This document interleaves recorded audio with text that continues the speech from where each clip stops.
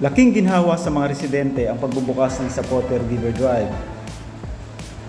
Ang 11-kilometer road na magkokonekta sa barangay Zapote hanggang Danghari na dumaraan sa 8 barangay. Dahil sa bagong kalsada, ayon sa pag-aaral ay mababawasan ito ng 70% yung oras ng biyahe natin kumpara sa main road sa pagitan ng Las Piñas at Cavite.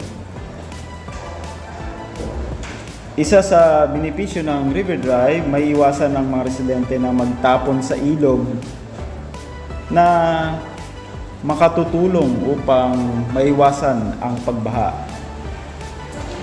Ang River Drive ay isang alternatibong ruta.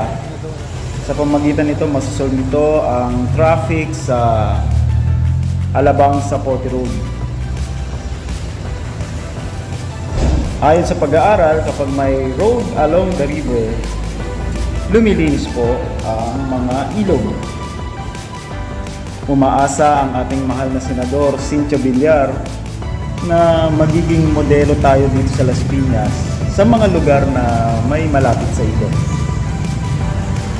Ngayon po ay naging matagumpay ang River Drive Project. Congratulations to our Senator Cynthia Villar.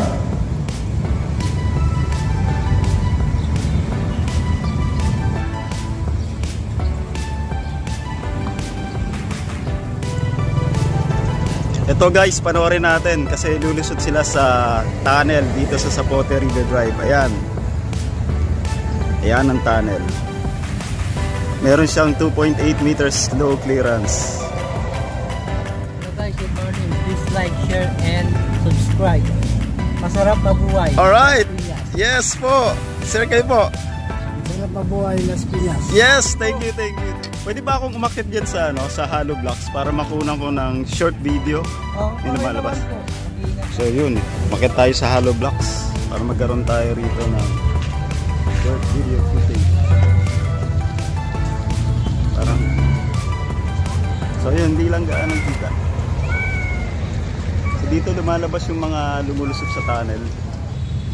Hello guys, nandito tayo ngayon sa Zapote River Drive. Makikita nyo kung gaano kalinis at kaganda sa lugar na ito.